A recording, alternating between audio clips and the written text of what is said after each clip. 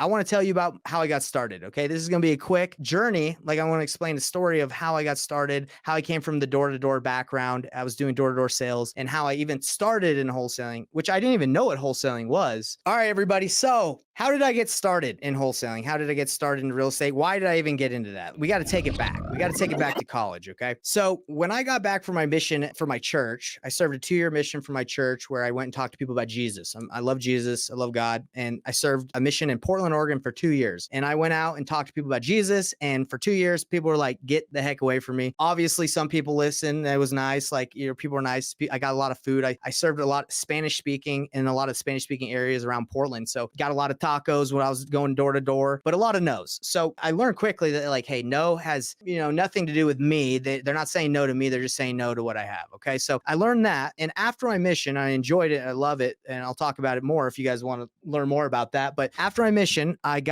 went to college at Brigham Young University, Idaho. I didn't get into BYU in Utah. I went to a sister school. I wasn't cool enough to get into Brigham Young University. That's apparently my grades weren't good enough, but whatever. I didn't, that's high school. It doesn't even matter.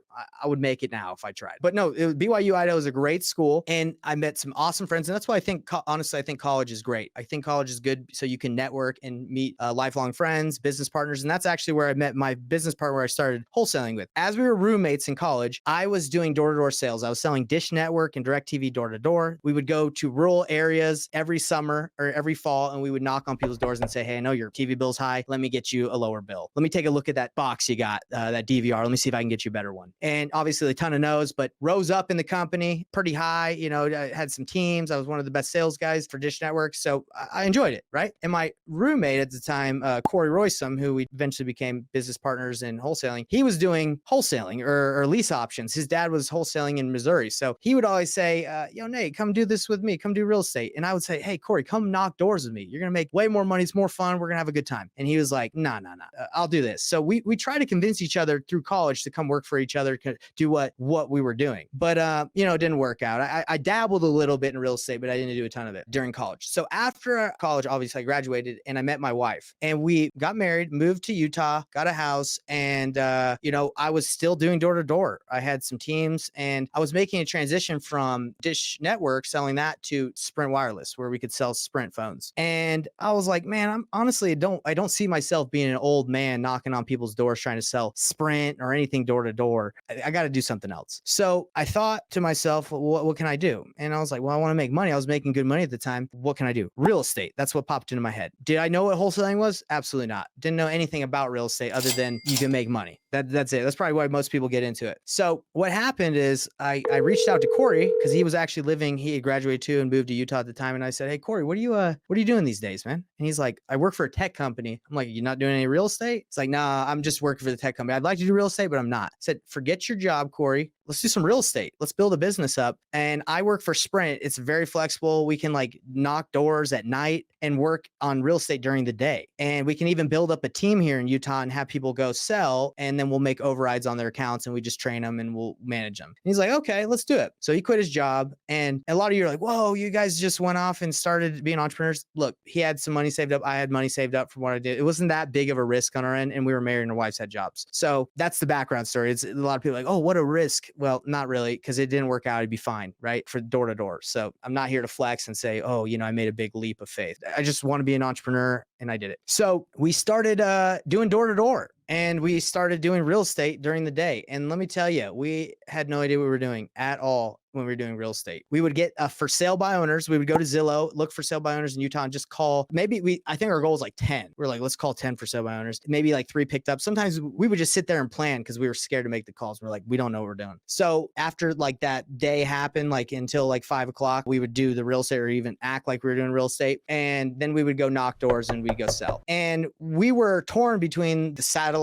TV, Dish Network, Sprint, as we were selling and building that team to sustain us and build the business while we did wholesaling. So we were split. Our attention was divided. So we were like, well, let's keep doing it. We just kept doing it. And when we were knocking, we would see other guys that were knocking doors too. And we'd be like, well, what are you selling? We met this guy named Keegan. He was selling solar door to door. He was setting appointments. And I said to Keegan, I was like, hey man, you should come sell Dish Network and Sprint wireless with us. It's way easier. It's way better. I was like, come with us. And he's like, all right. right? So he came and worked for us. So that was one of our recruits. And then he brought on another friend. And then we had another guy named Anwar that came in. And we started doing is we'd have him meet up. We do correlation in my basement. And I'd say, all right, let's go sell. And we'd go out with them, go knock with them during the day. And then we would come back and we would try to wholesale, try to do real estate. Again, didn't know what we were doing at all. No training, didn't even know about YouTube, didn't know about educational platforms at all. And eventually we're like, hey, this is really hard to juggle. Let's just send our team out to go sell Dish and DirecTV, Sprint, and we'll just stay and do real estate. But eventually what ended up happening is they were getting upset. They're like, hey, you guys don't even go out and sell. This sucks, because it is hard. Door-to-door is hard. And they wanted the leaders out there. But we're like, hey, we're doing real estate. You guys go. We're providing you all the training and the materials. Eventually they quit. All right. They were like, yeah, this sucks. And we're like, okay. So at that point, we lost our recruits and we're like, well, let's just go all in on wholesaling. Let's go all in real estate. Let's stop pitter-pattering around. Let's figure this thing out. So now instead of working,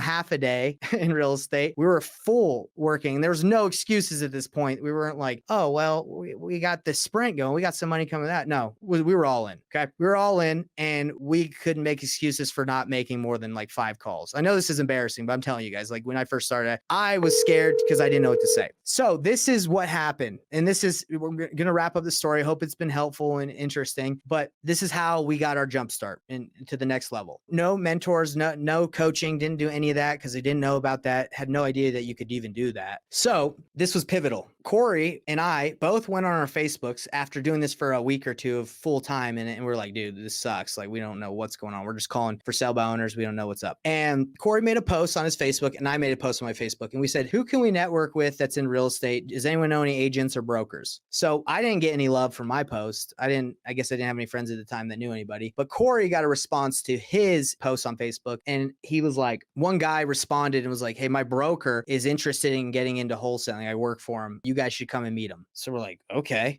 were we nervous to go meet the guy? Not really, but we had no idea what was going on. We sit down with the broker and he's like, guys, I had a dream that I would get into wholesaling. He starts telling us about his dream. It's like, I had a dream that I started doing deals in Missouri. We're like, whoa, Corey's dad's from Missouri. He does deals there. This guy's had a dream. This is nuts. The broker at the time, I'm not going to talk about his name because I think the guy's great, but things didn't turn out the best as time went on. We're brand new. We didn't know what we were doing. So you'll hear about that story later, how we had that bad fallout with him. But he's like, I had a dream. So this is what I can propose to you guys. I'll give you a desk in my office. I'll give you a dialer. I'll give you the Mojo dialer and I'll give you some lists. Go ham, call them, call those lists, expired listings, the phone book pretty much, neighborhoods where you could just call people. And he's like, call that. No one's really using the dialer right now. That works for me. And go ahead. You got a space. Any deals that you do, obviously you keep that you wholesale, but any deals that they don't want to cash offer, give to me and I'll list them. We're like, oh, great. Now we don't have to work out of my basement or Corey's house. At the time, he's living in an apartment. Now we can come here and it's legit. All right, cool. We got an office. So we came in, started hammering, cold calling. And guys, again, we didn't know what the heck we were doing.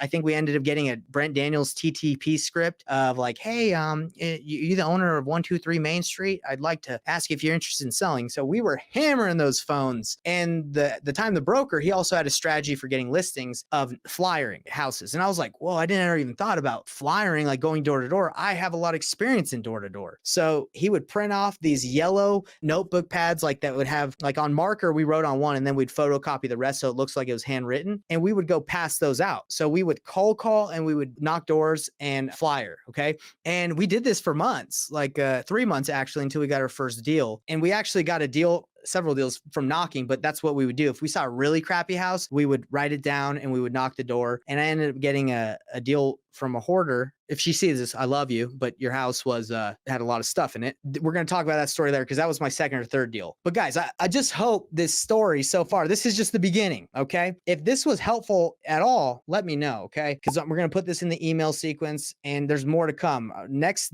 episode, stay tuned for, subscribe to the email and we're going to send you the episode next week of how we got our first deal for $5,000, the ups and the downs, how we had to renegotiate with the seller, how we set him out of the house and we would do showings with buyers. We're like, hey man, you got to go to the park. We didn't know how to show the house. We actually went to the board of realtors. They called us in because we had email blasted our deal to every realtor in the state of Utah, but we email blasted our deal as we were like trying to wholesale it to every agent in the state of Utah. And they were like, hey, let's turn these jabronis in. They don't know what they're doing. So we went to the board of realtors. I'm going to get into all that, but if you're interested or you thought any of that was interesting or cool, subscribe to the newsletter, leave a comment. And again, this is all for your information. And let's talk about what was the lesson learned from when I first started. Now, I didn't really learn this lesson until like recently, like within a year after I've been hanging out with a bunch of high-level entrepreneurs. But the problem I had was focus. And I have ADHD. I didn't think it was a problem back then that I wasn't focused. I was like, oh, I can do sprint, I can do this, I can do that, I can do all this,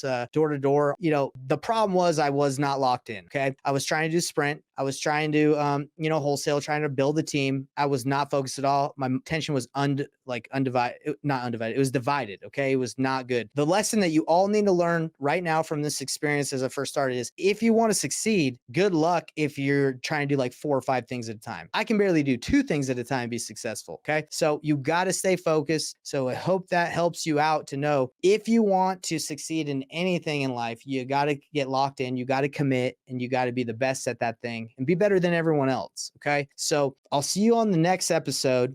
This was episode number 1, episode number 2, which is coming out next week. Subscribe to the newsletter. It's how I got my first deal, 5K, and how bad and terrible it was doing the traditional wholesaling model and how it probably wasn't going to be a deal unless I got lucky. And I did get lucky. And, Roger's the guy we did a deal with. He was the buyer. And then Donald's the guy who, from Croatia, hope he's doing well. Hope he's in Croatia, but that's the guy that we wholesaled his house. And he knew we were wholesaling. We didn't know what we were doing. So we just like, hey man, we're going to sign this. We're going to give this to our buyer. And he was like, I don't know what you guys are talking about, but whatever, just get me out of here. Trying to go to Croatia. So I talk a lot, but if you want the realness, this is the realness. This is the real deal. This is what real estate's like. If you have divided attention, if you're trying to like do all this stuff, good luck as an entrepreneur. It's going to suck. Learn that one lesson from today. Stay focused, or you're going to have a painful journey like I did, Nathan Payne. I want you to have a painless journey. Learn that one thing today, and we'll see what you learn on next week's episode.